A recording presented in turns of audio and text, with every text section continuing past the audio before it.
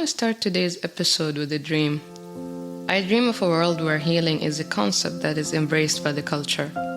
So we don't go about life inflicting pain on others because of our own unhealed wounds. Carl Jung has a famous quote that says, "Until you make the unconscious conscious, it will direct your life and you will call it fate." Today on episode 2 of Know Thyself, I'm taking a deep dive into healing and inner child healing work with an amazing woman on a mission. I think my passion has been going in waves, but my general passion is to promote mental health awareness in Oman because I feel that the stigma is really strong and a lot of people still believe that going to a therapist means that you're crazy or that something is wrong. This is Sura Al Muscati, a counselor and a psychotherapist, founder and managing director of Oasis of Hope Counseling Center in Muscat. My main work and efforts initially when I started this mission 3 years ago was to promote mental awareness. And then I think the mission just keeps evolving over time. So then it moved to a more holistic view of mental health. So in the fact of like focusing not just on the physical aspects, but the mental health aspects and kind of like promoting a holistic view of mental health and mental wellness so that, there's not one way of healing. And also the idea, which is the premise that Oasis of Hope Counseling Center is based on, is that when we're dealing with clients, it's not people who are sick or people who we are going to fix, but they are people who are just vulnerable and struggling, looking for support, people who need our emotional support, people who we are there to help them achieve their full potential. So I think I was talking to you about this earlier today, but the idea that comes with humanistic psychology where we don't even use the term patients actually, we use client because we don't see them as people that need to be fixed. We see them as people that just require guidance and support through their healing process. So I think now in the journey or stage of my mission, it's more about promoting healing, teaching people how to love themselves and helping people heal their wounded inner child. I love that Surah mentioned the holistic approach, as that is the main idea of this episode, that one size does not fit all, and it's all about exploration and what works for you as a person. In my journey of healing, there were times where I felt really extremely lonely, untethered and disconnected. Here's what Surah had to say on the healing approach and where her passion lies in building communities.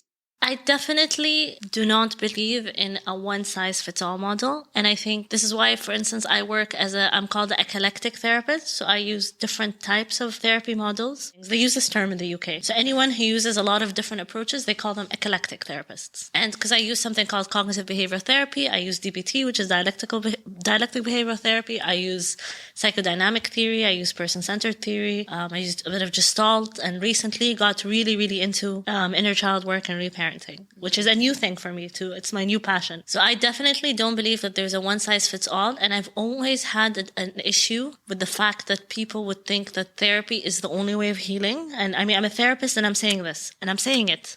And I'll say it again. It's not the only way to heal. Therapy is one way.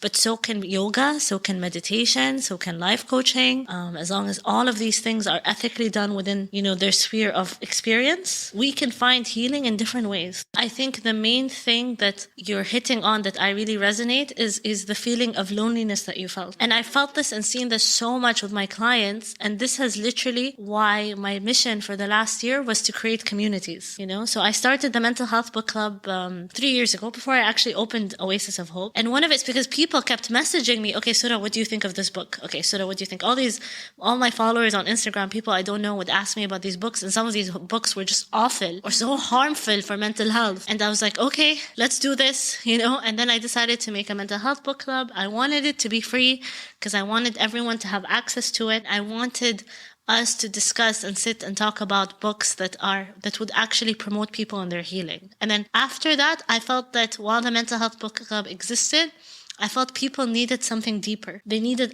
a deeper access. I saw so many of my clients struggling and not having access to support or not having people around them that they could talk to. And that's actually what inspired the Inner Child Healing community. I wanted people to have a space where they can talk to people who are like-minded, who are struggling and not feel so alone. And this has been my last focus for the last year. Because I think most of us, will struggle with mental illness or mental health problems. So 1 in 4 people, that's a statistic, right? And most of us feel so alone. And then the moment we hear that someone else is struggling, it's like, okay, I'm no longer so alone. It's not so scary, you know? Someone else is with me on that boat, you know? And I think that's a really powerful thing. And, you know, we humans were structured as social beings. We need social support. We need an adequate social support network. And some people are lucky to have it, but some people are not. And I kept being so frustrated seeing my clients not have these social support networks. So I guess I wanted to create them for them. I remember back when I was hesitant to go to therapy, as I had this thought, I was stable, I was happy on the surface, so why dig up the past and disrupt my life? I think determining the why behind anything we do in life can be a really powerful motivator. I asked Sura to share her thoughts on why should we seek healing. It's a difficult question because I think there can be a lot of reasons for healing, but maybe not all fit one person. But I think that in simplistic terms, if I don't understand why I do the things that I do, if I am acting in automatic responses based on childhood experiences or negative experiences, can I really have a content life? Like, can I really truly be happy and content? And then I guess it goes back to what do we define as happy and contentment, happiness and contentment, right? But I mean, if I don't understand, it comes up so many ways. If you're unhealed or whatever is unhealed, it doesn't just stay hidden or repressed inside. It comes out. If it doesn't come out when you're in your 20s, it comes out when you're in 30s. If it doesn't come out as a mental illness or mental health problem, it comes out in a fight with your husband. If it doesn't come out in conflict, it comes out in a physical illness. You know, lots of research link physical illnesses like cancer. It's controversial, but they link physical illnesses like cancer and so on to actual psychological issues or psychological things that weren't worked. So the problem is, you know, if the question is why, my answer is why not? Why not seek to be happier? Why not seek to achieve your full potential? The problem is if I don't heal myself, the past gets dragged on with me. And if the past gets dragged on with me as I'm living my life, you have to think, Anna, there's like this huge cart of like rocks that you're taking with you. There's a huge pile of rock. That's what you're doing when you don't heal yourself. You're dragging these rocks with you into the present. Why not let go of those rocks and start a new beginning? And I mean, letting go is not toxic positivity. I mean, it's not, oh, okay, just be positive. The only way we can let go is work through and resolve each of those rocks, each of those past issues so that we can be free. Because I guess my last answer to why is because healing is what allows you to have a fulfilling, meaningful, and a life where you can seek your purpose. Because unless you remove these barriers of the past, you can never be free to be who you are meant to be. Healing helps you become that authentic self that you deserve to be. And there is no person that is not their authentic self that is happy. And I say that with all confidence. And I think that personal journey involves working on healing yourself and spreading the knowledge to those who listen, not forcing that knowledge on anyone. I'm a therapist, so I can literally detect it, I can see it, but I have a pact that I don't talk to people in my personal life about anything or so on unless they ask me. Because everyone heals when they're ready to heal. And that's a very important part of healing, is that you can't push people into healing or into changing. Change is so difficult. Even like you're talking about, you know, different ways of you tried this and then you tried this and you tried this. And I see this every day in the counseling room, but also with myself when I was working on myself. It was so difficult, even though I'm a daughter of a therapist, even though my aunt, may God rest her soul, was pushing me to go into therapy from a very young age. Even then, you know, I went into my master's program and I was like, oh, I'm healed. I was not. I was so it was so superficial. The healing is hard work. It's painful. You sit with really painful things. You sit with the past. You work through things. You address your traumas. And it's not easy for anyone. So if you're not ready for it, you're not ready for it. We have a term in therapy called, it's called edge of awareness. So sometimes a therapist knows how a client feels before they feel it. And edge of awareness means that unless they're ready to know this thing, you don't disclose it as a therapist because people have to be ready for that stage. One of the most profound experiences I've gone through was the inner child healing circle with Sura. I came to know that her late aunt, may she rest in peace, was the reason behind it. She was very unhealed. I could see it was absolutely frustrating for me to see that I can help so many people and work with so many clients and help them get the life that they deserve and help them heal. But I couldn't do that for my own aunt because I'm her niece.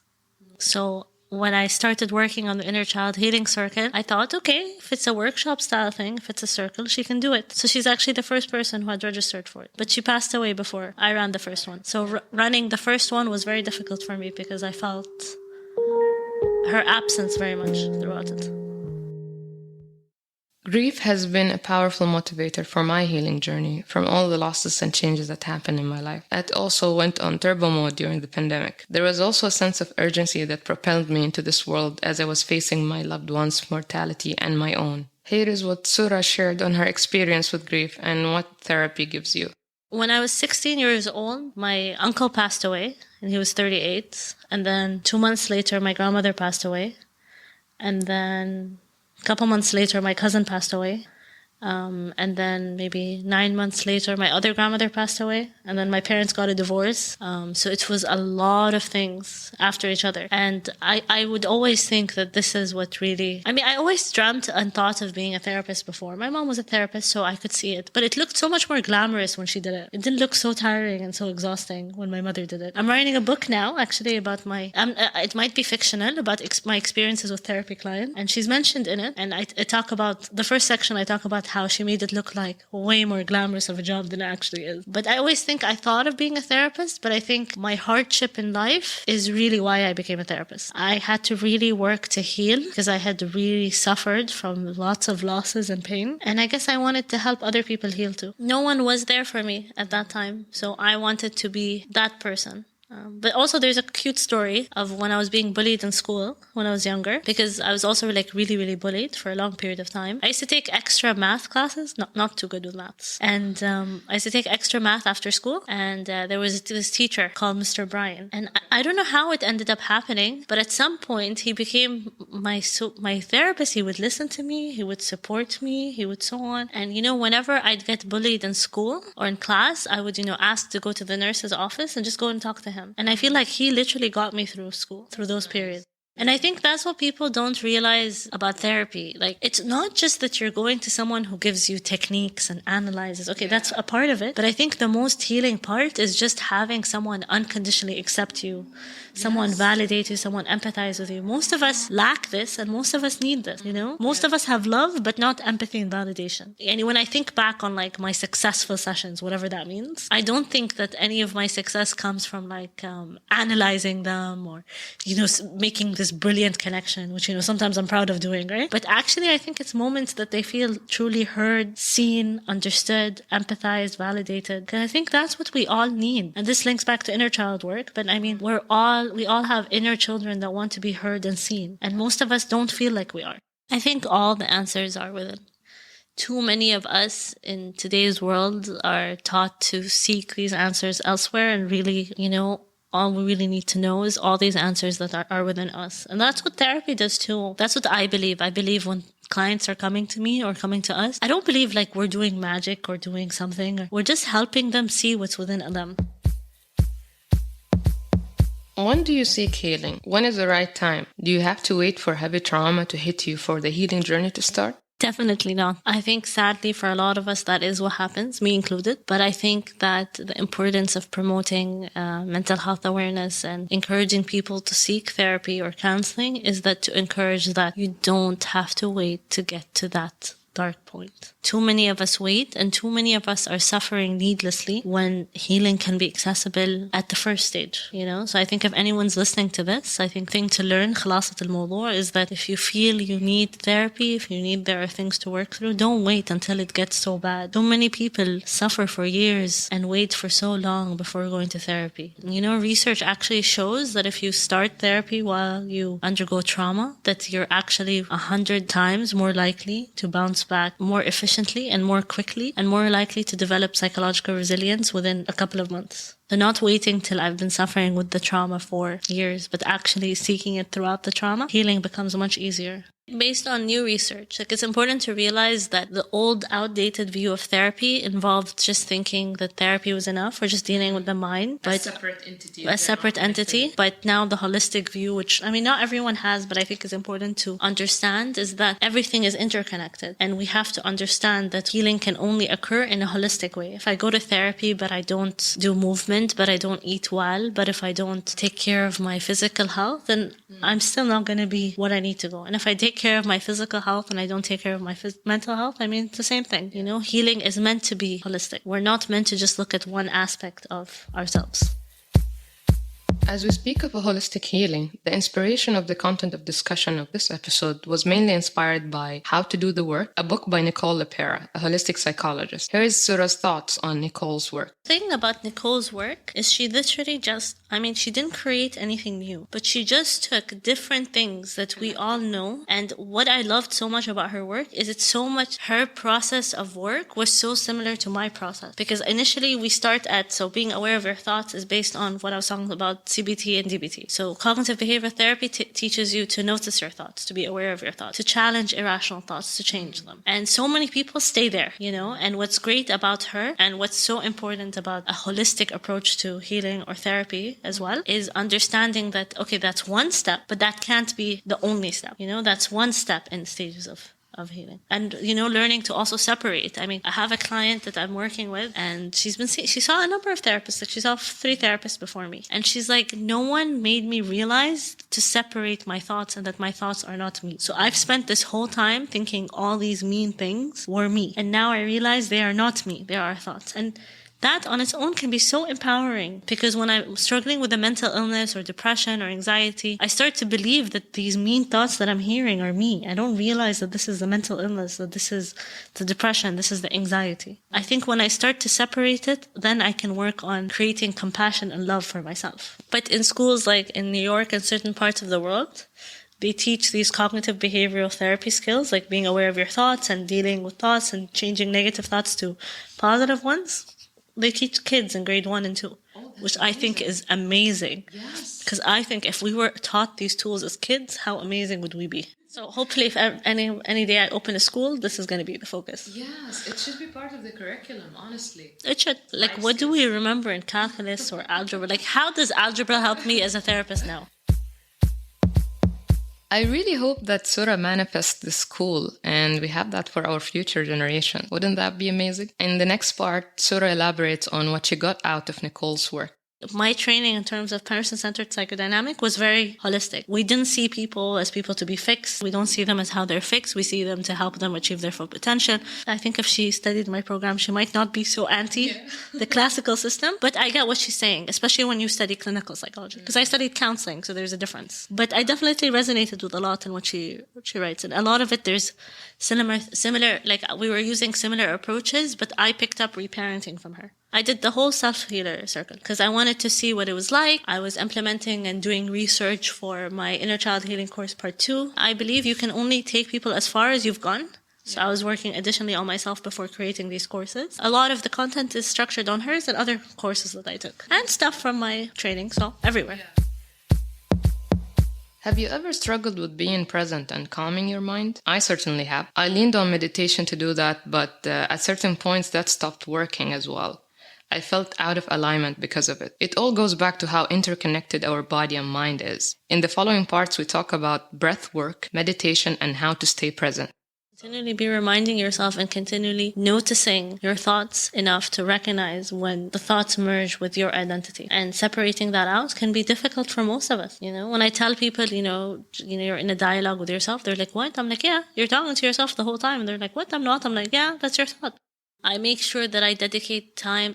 I'm lucky that my job keeps me very present because I'm required as a therapist when I sit in sessions to be present with what stories people tell me and listening in on what they're telling me and helping them. But I also try to dedicate times in between sessions or times in between day where I am present. Often in between sessions, I go look out the window and there's a specific tree that I look out in and I start counting the leaves or focusing on the colors of the leaves. And I can tell you every day how the leaves look different because of how much I focus on them. I sometimes sit and listen to the AC, which I find very soothing. I guess we all do here. It's white noise for us. us. And my AC in my room is actually quite loud, I think. And I haven't changed it because I love it. I just listen to the murmur of the AC back and forth. I sit and listen to the sounds. I always have candles in my room, so I usually watch the flake flickering. I have a meditation practice of before I sleep, I do breath work for a couple minutes, not too long, maybe 10 minutes. So I usually do yoga twice a week. And I find yoga is very, very important for my mental health. Like I noticed that if I didn't do yoga that week, twice a week, I'm more exhausted, I'm more fatigued, I'm more so on. It's very important for me. This is why we offer it here at Oasis, because I really believe in it. Like I said, I believe in that healing isn't just through therapy. There's alternative ways to healing. I mean, breathwork is important. I mean, if people won't seek therapy, at least do breathwork, because at least you're teaching your body to be calm. And I mean, there's so many benefits. Like, I mean, if we go on, the benefits of meditation doesn't end. Works as a natural antidepressant, improves focus and concentration, helps with self-acceptance, helps with reducing negative thoughts. And I think sometimes when I'm like talking in sessions and saying all this, people are like, okay, why is she so into breathing? But often when after they start, they believe in it. So, I mean, I'm obviously trained as a therapist, and like I said, I wasn't trained holistically. This is my own, me evolving. Actually, I would say that breathwork was the first way, holistic wellness, because I watched it, I learned it while I was training at SKU, and I hated it, by the way, so I couldn't do it. And I really struggled, like I had really racy thoughts back then. I have a naturally, actually neurotic brain. It's actually trained to be calm. So I'm only calm and like relaxed because of my self-development work. Naturally, I'm not like that. So I'm very different than who I was a couple of years ago. And even now, still, when clients talk to me or people talk to me about how calm I am and so on, I always giggle inside because I'm like, if only you saw what I used to be like. And then I started as a challenge. I was like, okay, there's so much research on this. This must work. And then I started reading up on why does this work? Why is it so effective? Why is this so healing? Because it activates that parasympathetic nervous system. It tells your body to calm down. It gets you out of fight or flight response. It releases oxytocin. It releases happy endorphins. It teaches you safety. Because the problem is most of us, because of the culture we're living in, especially like corporate culture and so on, we're not actually taught to be present. We're actually rewarded for multitasking. And when people tell me this proudly, I'm like, oh no, this isn't something to be proud of. Real. You know? But people are so proud of this. You know, we write this on CV, can multitask. But we don't realize, and so there's no real value given to being present. So because most of us have been taught like this, most of us really struggle to be present, and that was me too. But when I started realizing how much it would impact me, learning to be present, and how much breath work helped change me in terms of like my anxiety or in terms of how I deal with things, because I used to have severe performance anxiety, actually. So I used to have anxiety in the sense of if I go speak even in front of 5 people, I would choke, which is hilarious compared to the fact that I like now give like workshops and I go for talks and talk in front of like 600 people or so on. And now it's a fine thing. I still get nervous, obviously, but now it's like 10 minutes as opposed to before stressing about it for like a week or two. One of the ways that I've learned to do that is through holistic healing. You know, I've noticed through myself, at first it was through breath work. And then I got into the nutrition aspect and I'd start reading. And I was always into nutrition before and now got really into it again. So I'd read, okay, but this is good, but this helps with this, so on. Gut health, and then reading about gut health and IBS and so on and all that kind of stuff. And I used to have IBS and struggle with it pretty much and found it frustrating. The doctors would just say, oh, you just live with it. What does that mean? What does it mean to just live with something? Why can't we create wellness in the extent that we don't have to live with something, that we can learn to better it, at least improve our quality of lives? Childhood trauma is a really important topic that I've been working on for the past couple of years. I asked Sura in this part on what her definition of trauma is. Any event where you felt unheard, not seen, not validated, alone, abandoned, rejected, can be seen as childhood trauma. But it just depends from person to person. And I think what we often forget in childhood trauma is that when we're looking at it, we're looking at it as adults, looking at children, when really we have to see how did a child see this particular situation. This is the big difference. I mean, this is why a lot of people in the field of therapy, the trauma work now is very controversial. So some people reserve trauma for only big things. I don't reserve it for only big things. I think trauma is any incidents where you felt you were shook, you were unheard, you were not seen, you were neglected, you were abandoned. Feeling not good enough can be traumatic. I think it really depends on the certain situation. But I still remember very vividly when I was in my training during my master's, where like my tutor sat and she was like so dramatic and she was just like, like childbirth is trauma. We all go through trauma, and that's never left my brain, because I think a lot of us experience traumatic incidences, but we don't heal from them because we don't acknowledge them as traumatic. Because they're not acknowledged, we can't move past them. We get shamed, and I mean, I'm telling you, people in the psychology field are now shaming people for saying, oh, you know, this is not trauma, only trauma is rape or sexual assault or so on. Trauma doesn't have to be just that. Trauma can be in many forms. It can be as a child feeling abandoned and not knowing your mom's going to come back. That can be traumatic. We need to stop being so rigid with terms like trauma and open it up for people to define their own experience. You know, and I work with a wide range of clients, you know. Some are naturally very resilient, but some, you know, are struggling because the world tells them, they feel the world is telling them that your fears and your pain isn't valid, that what you experience isn't traumatic. So who are we to decide what's traumatic? Let the person decide if it's traumatic for them or not, and we support them in their decision, right? There are some people who, the concept of highly sensitive person, so some people are highly sensitive, that's their nervous system. So some people are naturally, I'm one of these people, naturally we find things more traumatic, or we're more sensitive to things. So does that mean our experience is less valid? Just because for someone else they can shake it off? Different childhood conditioning, different genetic, different upbringing, different environment. There's so many factors that play a role in determining. For some people, they can bounce off, by the way, childhood trauma or sexual trauma without it impacting. But some people, they can't. We can't compare. Everyone's experience is different. But I do know that the term trauma being in terms of like big things, quotation marks, is very limited and outdated, from my opinion. But the problem is we all have privilege. Everyone has different privileges. I might be privileged in this, but you're not privileged in this, and so on. And every experience is valid. And a key part of my work, key thing for me to emphasize, is every feeling that someone has is valid in a world that's telling us that we don't have the right to have these feelings. How do you know you have a wounded inner child? As this subject unfolded in my own personal journey, I knew that I had a wounded inner child in two main instances. One was when I was having a very intense conversation with someone, and I remember feeling really unloved at that moment and saying, I want to go home. Saying that felt like a cry more than just words. It wasn't adult me speaking. Fast forward to a few months later, I did a visualization practice where the concept of talking to your inner child in a soothing manner was the premise. And I remember crying in that session like I have never cried before, to the extent that it kind of scared me a little. And that was when I realized I had a very wounded inner child that needs to be heard and needs to be healed. In this part, I extract a few examples from the inner child healing circle I had with Sura, and we discuss how healing is a journey. And I think what we don't realize too is that in most conflicts and most interactions with people, especially conflict, it's mostly my inner child interacting with the other person's inner child. You know, you're thinking, why is he acting so childish? Because it's his inner child. And I think when we know that and we go into relationships or conflict with that in mind, I think it can be very healing for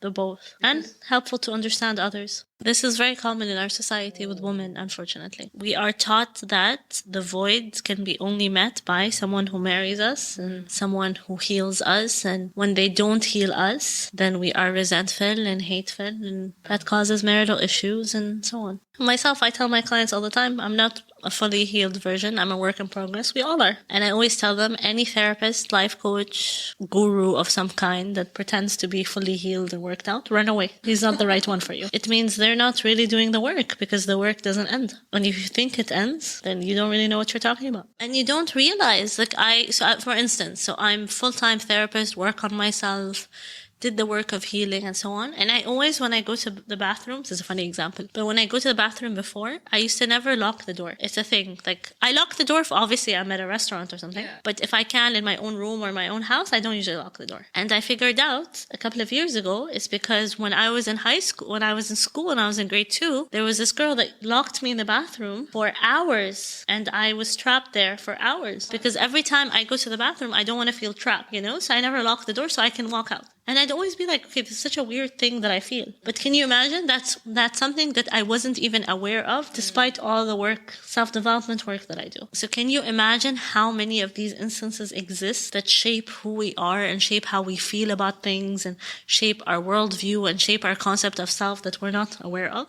So this work is important because without this work, how do you really live the life you're supposed to live? And how do you really live burden-free in that way? Most people are afraid of doing the work, or they have that strong mental resistance that stops them, and they don't realize that if I keep working towards or against that mental resistance, it will go away. Healing is a lot of work. The hardest work. It's the hardest thing I've ever done.